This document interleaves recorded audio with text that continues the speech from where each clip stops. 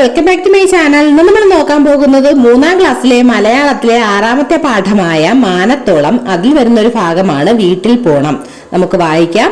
അതിനു മുന്നേ channel subscribe ചെയ്യാതെ ആരെങ്കിലും കാണുന്നുണ്ടെങ്കിൽ ചാനൽ ഒന്ന് സബ്സ്ക്രൈബ് ചെയ്തേക്കുക, ലൈക്ക് ചെയ്യുക, നിങ്ങളുടെ കൂട്ടുകാരിലേക്ക് ഷെയർ ചെയ്യുക, ഒപ്പം ഹൈപ്പ് ചെയ്യാനും മറക്കല്ലേ. നമുക്ക് നോക്കിയാലോ. വീട്ടിൽ പോണം.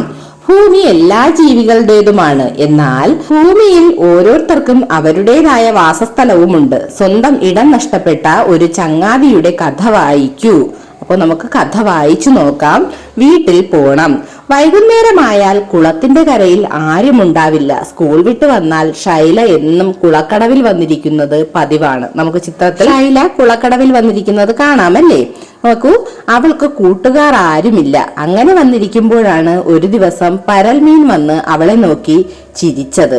പിന്നെ അത് പതിവായി. അങ്ങനെ പരൽമീൻ എന്ത് ചെയ്തു? അവളെ നോക്കി ചിരിക്കാൻ എന്നും വരുമായിരുന്നു. അപ്പൊ നമുക്ക് ബാക്കി വായിച്ചു നോക്കാം. ശൈല പരൽമീനിനോട് സ്കൂൾ വിശേഷങ്ങളും വീട്ടുവിശേഷങ്ങളും എല്ലാം പങ്കുവെക്കും. തിന്നാൻ കിട്ടിയതിൽ ഒരു പങ്ക് പരലിനു വേണ്ടി അവൾ പാത്തുവെച്ച് കൊണ്ടുവന്ന് കൊടുക്കും. അങ്ങനെ ശൈലയുടെ തീറ്റ സാധനങ്ങൾ തിന്നും നാട്ടുവിശേഷങ്ങൾ കേട്ടും അവർ വലിയ കൂട്ടായി. ഒരു ദിവസം പോലും അവർക്ക് പരസ്പരം കാണാതിരിക്കാൻ കഴിയാതായി. പരലിനെ വിട്ട് ശൈല എങ്ങും പോവില്ല, വിരുന്നിന് പോലും. വൈകുന്നേരമായാൽ ശൈലയുടെ വിശേഷങ്ങൾ കേൾക്കാൻ പരൽ കാത്തുകിടക്കുന്നത് പതിവായി. അവളുടെ വർത്തമാനങ്ങൾ പരലിന് മനസ്സിലായിരുന്നതുപോലെ പരലിന്റെ ചുണ്ടനക്കങ്ങൾ ശൈലയ്ക്കും മനസ്സിലാവുമായിരുന്നു. തന്റെ വീട് കാണണമെന്ന പരലിന്റെ മോഹം അങ്ങനെയാണ് ശൈല തിരിച്ചറിഞ്ഞത്.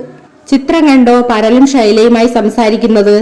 ഒരു നാൾ പരലിന്റെ നിർബന്ധത്തിന് വഴങ്ങി ശൈല അവളെ ഒരു കുപ്പിയിലാക്കി വീട്ടിലെ ജനൽപ്പടിയിൽ ഒളിപ്പിച്ചു വച്ചു. പരൽ അവിടെ ഇരുന്ന് ശൈലയുടെ വീട്ടുവിശേഷങ്ങൾ കണ്ടു. അവളുടെ അമ്മയെ കണ്ടു. അച്ഛന്റെ തമാശകൾ കേട്ടു. ടിവിയിലെ പാട്ടും കളിയും കണ്ടു. അവളുടെ കളിപ്പാട്ടങ്ങൾ കണ്ടു. ഉടുപ്പുകൾ, വളകൾ, പൊട്ടുകൾ എല്ലാം കുപ്പിയിൽ കിടന്നു കണ്ടു. അത്താഴം കഴിക്കുന്ന നേരത്ത് ആരും കാണാതെ 1-2 വറ്റുകൾ ശൈല വിരുന്നുകാരിക്ക് കുപ്പിയിൽ വിളമ്പി. അങ്ങനെ എന്ത് ചെയ്തു? പരൽമീനിനെ ശൈലയുടെ വീട് കാണണമെന്നുള്ള നിർബന്ധപ്രകാരം ഒരു കുപ്പിയിലാക്കി ശൈല വീട്ടിൽ കൊണ്ടുവന്നു അല്ലേ. അവിടെ ഇരുന്ന് വീട്ടിലെ എല്ലാ കാര്യങ്ങളും ആര് കണ്ടു? പരൽമീൻ കണ്ടു. എന്നിട്ടോ ബാക്കി നമുക്ക് നോക്കാം. കുപ്പിയിൽ കിടന്ന് വീട്ടിലെ വിശേഷങ്ങൾ കാണുന്ന പരൽമീനിനെ നമുക്ക് ചിത്രത്തിൽ കാണാം. നോക്കൂ, ശൈല പരൽമീനിന് വറ്റുകൊടുത്തല്ലേ. പരൽ അത് സന്തോഷത്തോടെ കഴിച്ചു. വീട്ടിലെ കളിതമാശകളെല്ലാം കണ്ട് പരലിന്റെ മനം നിറഞ്ഞു. കിടക്കുന്നതിന് മുമ്പ് ശൈല വന്ന് ഗുഡ് നൈറ്റ് പറഞ്ഞു. അല്പനേരം കഴിഞ്ഞപ്പോൾ വീട്ടിലെ വിളക്കുകളെല്ലാം അണഞ്ഞു. എല്ലാവരും ഉറക്കത്തിലായിരുന്ന സമയത്താണ് ഒട്ടും പരിചയമില്ലാത്തൊരു ശബ്ദം കേട്ട് വീട് ഞെട്ടിയത്. വീട്ടിലെ വിളക്കുകളെല്ലാം തെളിഞ്ഞു. പതിവില്ലാതെ ശൈലയും ഉണർന്നു. അച്ഛനും അമ്മയും എത്ര തിരഞ്ഞിട്ടും ശബ്ദം എവിടുന്നാണെന്ന് കണ്ടെത്താനായില്ല. പക്ഷേ പരലിന്റെ അടുത്ത് ചെന്ന ശൈലയോട് അവൾ കരഞ്ഞു പറഞ്ഞു, എനിക്ക് എന്റെ വീട്ടിൽ പോണം. അപ്പൊ എന്തു പറ്റി? അതുവരെയും സന്തോഷത്തിലായിരുന്ന പരൽമീന് രാത്രി എല്ലാവരും ലൈറ്റൊക്കെ അണച്ച് കിടന്നപ്പോൾ സങ്കടം വന്നു അല്ലേ. പരിചയമില്ലാത്ത ശബ്ദം കേട്ട് വീട്ടിലെ എല്ലാവരും ഉണർന്ന് വിളക്കെല്ലാം തെളിഞ്ഞു നോക്കിയപ്പോ എന്തു പറ്റി? നമ്മുടെ പരൽമീൻ ശൈലയുടെ അടുത്ത് ചെന്ന് കരഞ്ഞെന്ത് പറഞ്ഞു? എനിക്ക് വീട്ടിൽ പോണമെന്ന് പറഞ്ഞു. പരൽമീനും തന്റെ അച്ഛനെയും അമ്മയെയും കുടുംബത്തെയും ഒക്കെ കാണാൻ തോന്നിക്കാണും അല്ലേ. അല്ലെങ്കിലും തന്റെ വാസസ്ഥലം വിട്ട് എവിടെയും പോകാൻ ആരും ആഗ്രഹിക്കില്ല. ഈ കഥ എഴുതിയതാരാണ്? എം കൃഷ്ണദാസ്. അദ്ദേഹത്തിന്റെ വീട്ടുകഥകൾ എന്ന കൃതിയിൽ നിന്നും എടുത്തതാണ് ഈ കഥ. നമുക്ക് പാഠഭാഗത്തിലെ ചോദ്യങ്ങൾ ഓരോന്നായി നോക്കാം. നോക്കൂ, കഥയിലെ ഇഷ്ടപ്പെട്ട ഭാഗം ചിത്രീകരിച്ച് നിറം കൊടുക്കൂ. അപ്പോൾ നിങ്ങൾക്ക് ഇതിൽ ഏത് ഭാഗമാണോ ഇഷ്ടപ്പെട്ടത് അത് ചിത്രമായി വരച്ച് നിറം കൊടുക്കണം. രണ്ടാമത്തെ ചോദ്യം നോക്കൂ, എന്തുകൊണ്ടായിരിക്കാം പരൽമീൻ എനിക്ക് എന്റെ വീട്ടിൽ പോണം എന്ന് പറഞ്ഞത്? ചർച്ച ചെയ്യൂ. എന്തുകൊണ്ടായിരിക്കും പരൽമീൻ അങ്ങനെ പറഞ്ഞത്?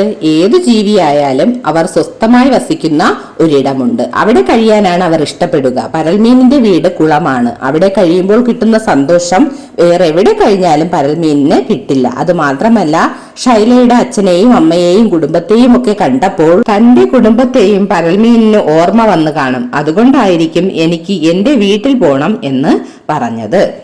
അടുത്ത ചോദ്യം നോക്കൂ, സ്വന്തം വാസസ്ഥലം നഷ്ടപ്പെടുന്ന വേറെയും ജീവികൾ ഉണ്ടല്ലോ.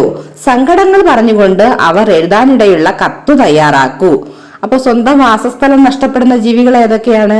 നമ്മുടെ മരങ്ങളിൽ കൂടുകൂട്ടിയിരിക്കുന്ന ജീവികളുടെ കൂട് നഷ്ടപ്പെടുമ്പോൾ, അല്ലെങ്കിലോ പറന്നു നടക്കുന്ന കിളികളെയൊക്കെ നമ്മൾ കൂട്ടിൽ പിടിച്ചാക്കാറില്ലേ നമുക്ക് വളർത്താൻ വേണ്ടി.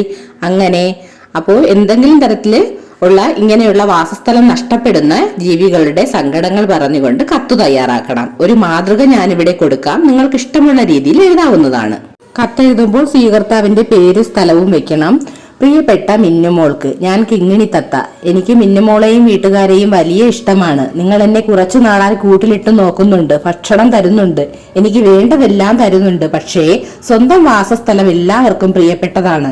പറന്നു നടക്കുമ്പോഴും പറന്നു നടന്ന് പഴങ്ങളോ എനിക്ക് വേണ്ട സാധനങ്ങളെല്ലാം ഞാൻ തന്നെ തേടി തിന്നുമ്പോഴും എനിക്ക് കിട്ടുന്ന സുഖം ഒന്ന് വേറെ തന്നെയാണ്. അതൊരിക്കലും ഈ കൂട്ടിൽ കിടന്നാൽ എനിക്ക് കിട്ടുകയില്ല. നിങ്ങളെ പോലെ തന്നെ എനിക്കും സ്വതന്ത്രമായി നടക്കാനാണ് ഇഷ്ടം. നീ വീട്ടുകാരോട് പറഞ്ഞ് എന്നെ തുറന്നു വിടണം. എനിക്കും എന്റെ കൂട്ടുകാരോടൊപ്പവും എന്റെ കുടുംബത്തോടൊപ്പവും പറന്നു നടന്ന് അവരോടൊപ്പം കളിച്ചു ചിരിച്ചു രസിക്കണം. എനിക്കിനി കൂട്ടിൽ കഴിയാൻ പറ്റില്ല. എനിക്ക് എന്റെ അച്ഛനോടും അമ്മയോടും ഒപ്പം താമസിക്കണം. ഇടയ്ക്കിടയ്ക്ക് ഞാൻ മിന്നുമോളെയും കുടുംബത്തിനെയും കാണാൻ വരാം. എന്റെ വേദന നീ മനസ്സിലാക്കുമെന്ന് കരുതുന്നു എന്ന് സ്നേഹത്തോടെ കിങ്ങിണി തത്തമ്മ. ദിവസവും തീയതിയും എഴുതുക. ഇങ്ങനെ എന്തിനെ കുറിച്ചാണോ നിങ്ങൾ എഴുതുന്നത് അതനുസരിച്ച് കത്ത് തയ്യാറാക്കുക. അപ്പോൾ അടുത്ത ക്ലാസ്സിലെ അടുത്ത ഭാഗവുമായി കാണാം.